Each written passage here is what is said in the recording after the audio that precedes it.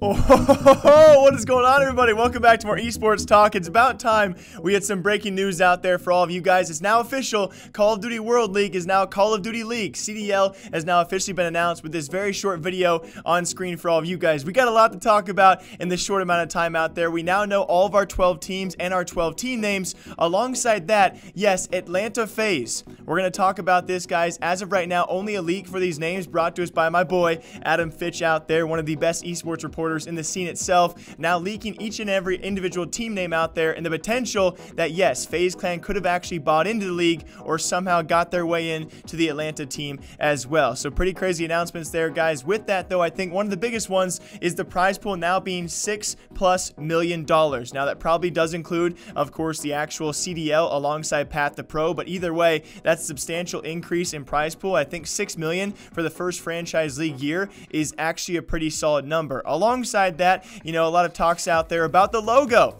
Can someone out there, our team has now been discussing this for quite some time. I said it looks like the Needler from Halo. You know, you shoot a little Needler and that's what you get for the logo. My team thinks it looks like a bit of like a staircase kind of. Either way, I have no idea what this logo is and who got paid for it. I'm not a big fan of it, but the announcement itself is still very big. As I read off for all of you guys the now 12 leaked team names, and prepare yourselves, guys. These team names, I don't know if they could get any cheesier, and I'm not really sure if any of these names really hit home.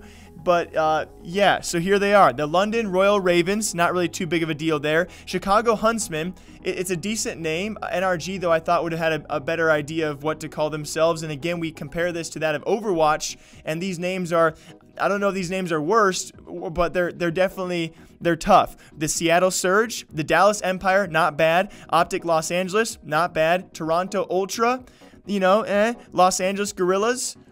That could be along the lines. It's actually meant to be like guerrilla warfare, but I can see some people being offended by that. The New York Subliners. You named your Call of Duty team after a subway train.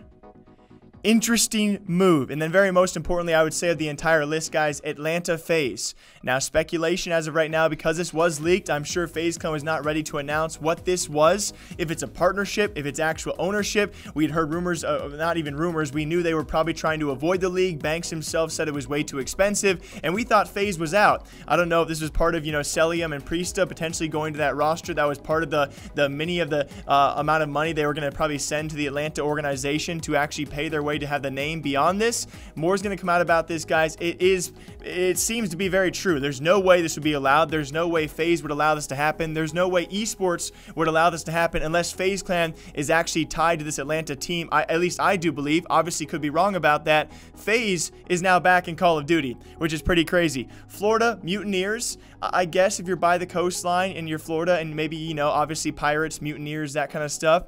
And again, and then I think one of the teams I was actually worried about as well was actually the Minnesota lineup, ran by Gary V and Wise Ventures, and their lineup as well, rumored wise at least. And the management over there not being too experienced, obviously I did give them benefit of the doubt. You know, obviously they've done their research, but to name yourselves the Minnesota Roker, I don't feel a connectivity at all with that name. I think of the entire list, I'm just like, of all the names you could have thought of for Minnesota, you went with Roker?